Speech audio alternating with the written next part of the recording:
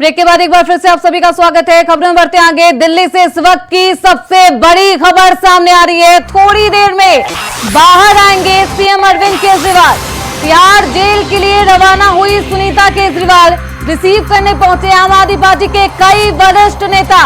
सुबह ही सीएम केजरीवाल को जमानत मिली थी और अब थोड़ी ही देर बाद सीएम केजरीवाल जेल से बाहर आएंगे। 177 दिन बाद जेल से बाहर आएंगे सीएम केजरीवाल। तो थोड़ी ही देर में सीएम केजरीवाल जेल से बाहर आएंगी।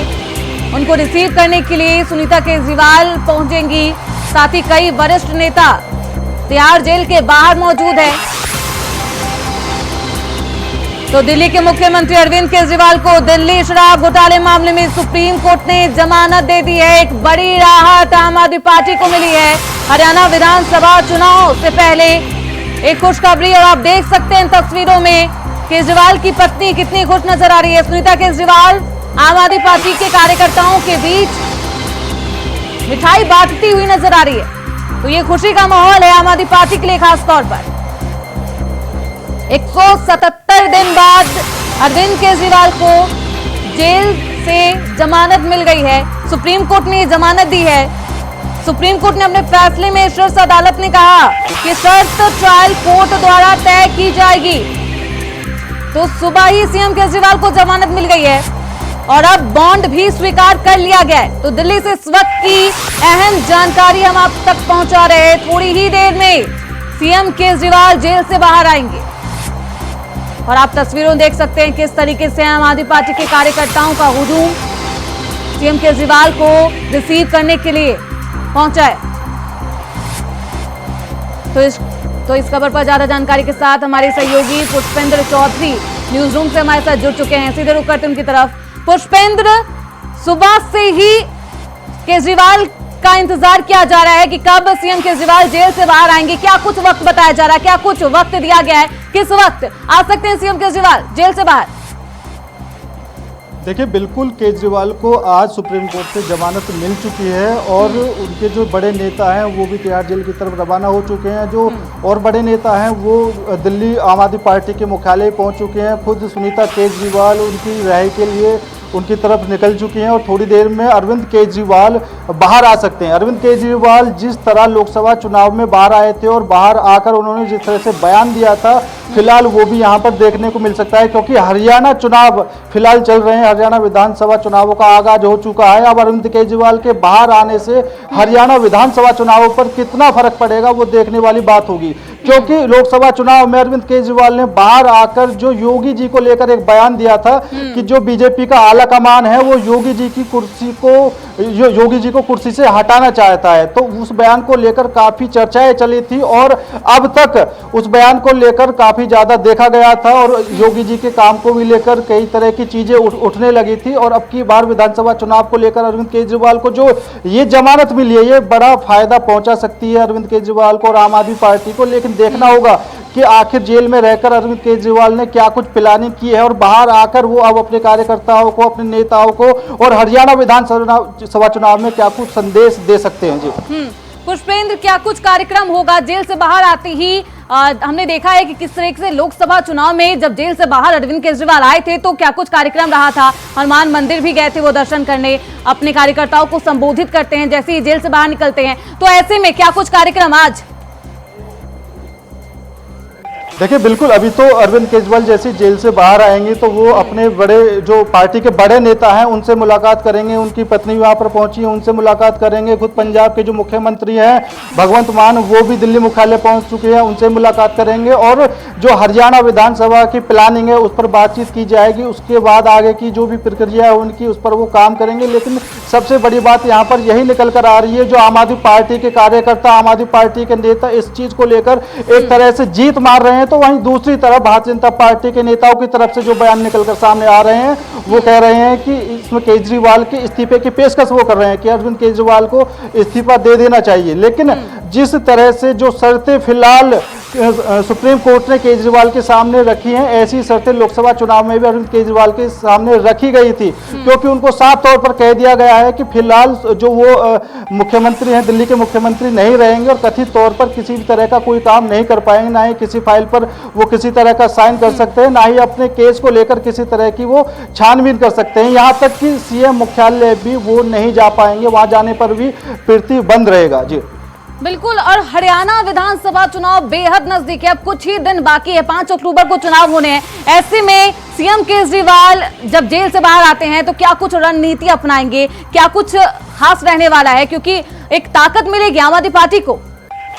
देखिए, बिल्कुल अरविंद केजरीवाल जेल में थे और कांग्रेस और आम आदमी पार्टी के बीच गठबंधन को लेकर जो प्रतिक्रियाएं चल रही थी, जो बातें सामने आ रही थी, हो सकता है किसी तरह का मैसेज जेल के अंदर से केजरीवाल ने अपनी पार्टी के लोगों को दिया हो और इसी कारण उन्होंने कांग्रेस से पूरी बात होने से पहले ही अपनी पार्टी के उम्मीदवारों की लिस्ट को घोषित कर दिया था। तो हो सकता है कि जो प्लानिंग विधानसभा चुनाव को लेकर अरविंद केजरीवाल के दिमाग में चल रही है, जो उन्होंने बनाई है, वो पहले से ही हो सकता है उन्होंने धरातल पर उतार दिया हो और उसी को लेकर जितने भी कार्यकर्ता हैं, जो आम आदमी पार्टी के नेता हैं, वो काम करने से लग चुके हों। लेकिन अब अरविंद केजरीवाल खुद बाहर आ चुके हैं, विधानसभा चुनाव में अरविंद केजरीवाल की एंट्री होने वाली है, तो काफी ज्यादा प्रभाव हरियाणा विधानसभा चुनाव में फिलहाल देखने को मिल सकता है। अरविंद केजरीवाल के आने से क्या कुछ समीकरण बदलेंगे वो तो चुनाव में ही मालूम चलेगा, लेकिन जो पार्टी का मुखिया है वो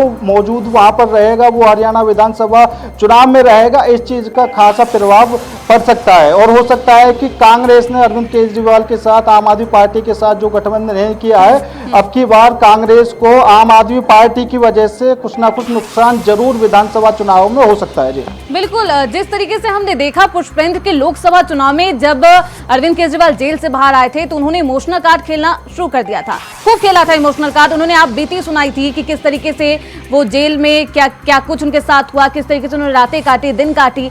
तो अब इस बार भी, लेकिन वो इमोशनल कार्ड कुछ सफल नहीं रहा था। क्या इस बार भी इमोशनल कार्ड खेलने की कोशिश करेंगे अरविंद केजरीवाल या कुछ अलग रणनीति अपनाएंगे, क्योंकि इस बार गठबंधन से बेहद दूर है?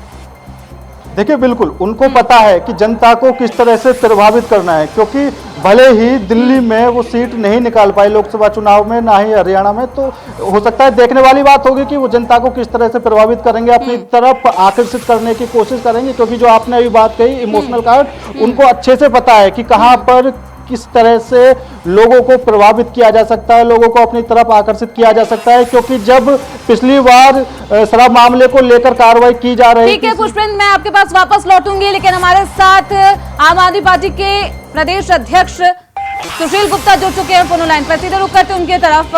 बहुत स्वागत है सुशील जी आपका।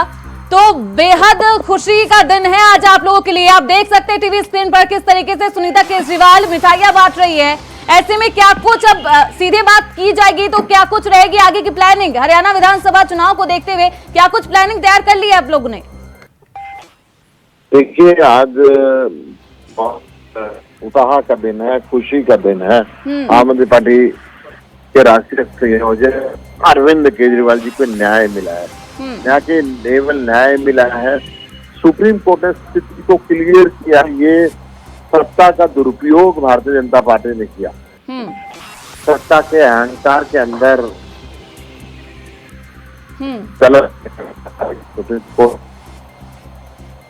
बिल्कुल सुशील जी, सत्ता के तोते का काम किया जी। तो आज न्याय विश्वास हुए पूरा हिंदुस्तान आम पार्टी प्रदेश खुश है और हरियाणा के अंदर तो 4 गुना उत्साह बढ़ गया है। हरियाणा के कैंडिडेट की ताकत बढ़ गई है। हरियाणा का एक कार्यकर्ता महसूस सुशील जी, लोकसभा चुनाव में जब जेल से बाहर आते हैं आम आदमी पार्टी के मुखिया अरविंद केजरीवाल, तो वो इमोशनल कार्ड खेलते हुए नजर आते हैं, लेकिन लोकसभा चुनाव में उसका कुछ खास असर नहीं दिखा। इस बार भी क्या इमोशनल कार्ड खेलेंगे तो क्या फिर से वही विफलता मिलेगी हाथ?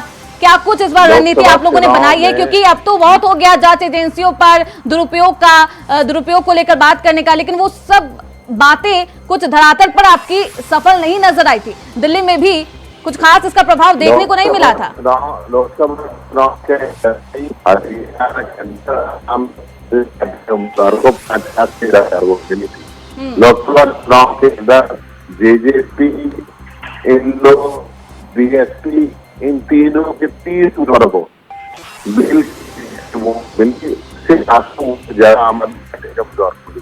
लोकसभा चुनाव के अंदर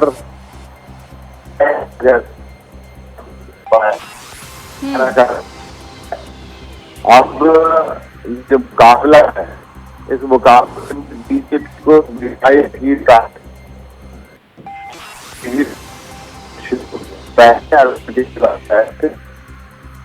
बिल्कुल ये खुशी का दिन है सुशील जी, और दिख रहा है कितना उत्साह है कार्यकर्ताओं के बीच। बहुत शुक्रिया आप हमारे साथ जुड़े। सुशील जी आपका बहुत शुक्रिया। पुष्पेंद्र जी आपका भी बहुत शुक्रिया, आप निगाह बनाए रखिए। तो अब रिसीव करने तमाम वरिष्ठ नेता पहुंच चुके हैं जेल के बाहर। अब कुछ ही देरों में जेल से बाहर आएंगे अरविंद केजरीवाल। खबरों बढ़ते आगे। देश भर में बारिश का कहर है। दिल्ली में सड़कों पर बढ़ गया है पानी। आगरा के ताजमहल कैंपस में पानी है। राजस्थान की कई कॉलोनियों में जल भराव की समस्या। यूपी के 19 जिलों में बारिश का अलर्ट जारी है। मध्य प्रदेश के ग्वालियर में 10 गांव बाढ़ में डूबे हुए नजर आ रहे। वहीं आर्मी लोगों को रेस्क्यू करती हुई नजर आ रही है। हिमाचल में इस सीजन की पहली बर्फबारी। लैंडस्लाइड से बद्रीनाथ हाईवे भी बंद है। तो मॉनसून अब मुसीबत बन चुका है लोगों के लिए। देश में बारिश का कहर लगातार जारी है। मौसम विभाग ने कई जिलों में यूपी के अलर्ट जारी किया है। वहीं देश भर में बारिश का कहर आप देख सकते हैं किस तरीके से जल भराव की समस्याओं से लोगों को इन दिनों दो चार होना पड़ रहा है। तो देश भर में बारिश का कहर है। आगरा के ताजमहल कैंपस में पानी है। राजस्थान के कई कॉलोनियों में पानी भर गया है।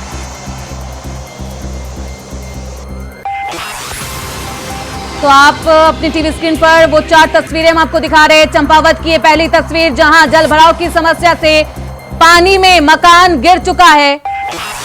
और वहीं आप माधोपुर की तस्वीर देखिए किस तरीके से जल भराव की वजह से पूरा बस पानी में ही समा गया है। वहीं दिल्ली की ये तस्वीरें हैं, देश की राजधानी की तस्वीरें हैं। चौथी तस्वीर लोगों को किस तरीके से जल भराव की समस्या से इस मॉनसून के मौसम में दो चार होना पड़ रहा है। रायबरेली की ये तस्वीर जहां भी देखिएगा आपकी निगाह जहां भी जाएगी वहां सिर्फ पानी ही नजर आएगा। तो इस खबर पर ज्यादा जानकारी के साथ हमारे सहयोगी शक्ति ठाकुर रायपुर से हमारे साथ जुड़ रहे। सीधे रुख करते हैं उनकी तरफ। शक्ति, 36 घंटे से लगातार बारिश का दौर जारी है। ऐसे में कहां-कहां अलर्ट जारी किया गया है? क्या कुछ अभी उत्तर प्रदेश में हालात? बिल्कुल सुरक्षित। आपको बता दें कि लगातार पिछले कई घंटों से कई दिन से बारिश चल रही है। रुक रुक से बारिश लगातार हो रही है। बारिश जो गरीब लोग हैं, जो कच्चे घरों में रहने वाले हैं, उनके लिए आफत बन चुकी है ये बारिश। अगर बात हापुड़ की करें तो हापुड़ में इस बारिश के चलते 3 हादसे हो चुके हैं। कल बहादुरगढ़ के लोहारी गांव में एक कच्चे मकान की छत गिर गई थी जिसमें 5 लोग दबे थे। एक महिला को गंभीर चोट आई थी। आज की बात करें तो आज बचलौटा और बाबूगढ़ के बनखंडा गांव में भी कच्चे मकान की छत भरभरा कर गिरी है। हालांकि इसमें गनीमत यह रही है कि कोई घायल नहीं हुआ है। लेकिन लगातार जो बारिश हो रही है, पिछले 3 दिनों से रुक रुक कर लगातार बारिश हो रही है यहाँ, और उसके चलते जो गरीब परिवार है, जो कच्चे मकानों में रहने वाले हैं, उनके लिए ये आफत बनी हुई है। साथ ही बात करें स्कूल प्रशासन की तो इसको भी अलर्ट पर रखा हुआ था। आज स्कूलों की छुट्टी की गई थी। कल सेकंड सैटरडे को लेकर खुद ही छुट्टी है और परसों त्योहार है। तो पिछले लगातार बारिश के चलते आफत बनी हुई है और जो लोग हैं उनका जनजीवन प्रभावित हो रहा है इस लगातार बारिश के चलते। 19 जिलों में उत्तर प्रदेश में हाई अलर्ट किया गया है बारिश को लेकर। कहां अलर्ट किया गया है और क्या कुछ प्रशासन के द्वारा लोगों से अपील की जा रही है? क्या कुछ दिशा निर्देश लोगों को दिए जा रहे हैं? बिल्कुल, बात करें श्रुति तो पूरे देश में ही बारिश का प्रकोप देखने को मिल रहा है। उत्तर प्रदेश की बात करें तो 19 जिलों में अलर्ट रखा गया। 19 जिले जो है वो बाढ़ से प्रभावित है। इसको लेकर प्रशासन द्वारा अलर्ट किया गया। जो स्कूल है, छोटे बच्चों के स्कूल है, उनकी छुट्टी भी की जा रही है। लेकिन कहीं ना कहीं बात करें जो बारिश का पानी है, कुछ शहरों में आप देख सकते हैं कि लगातार बाढ़ जैसे हालात बने हुए हैं। पानी लगातार 3 दिन से बरस रहा है। उसको लेकर जल भराव की समस्या से लोगों को जनजीवन प्रभावित हो रहा है। और दूसरी तरफ जो गरीब परिवार के लोग हैं उनको कहीं ना कहीं ये बारिश आफत बनी हुई है, लगातार मकान गिर रहे हैं, लगातार हादसे हो रहे हैं। बिल्कुल, प्रशासन ने उन लोगों को लेकर क्या कुछ अपील की है और लोगों से लगातार अपील की जा रही है शक्ति कि लोग ऐसी जो भी संवेदनशील जगह है वहां से दूर रहे। बहुत शुक्रिया शक्ति आपका इन तमाम जानकारियों के लिए। तो लगातार देश भर में बारिश का कहर जारी है। आप तस्वीरों देख सकते हैं, चंपावत की ये तस्वीर है जहां भरभरा कर मकान गिर गया है। तो हिमाचल में इस सीजन की पहली बर्फबारी हुई है। इसी के साथ इस बुलेटिन में बस इतना ही। देखते रहिए इंडिया वॉइस।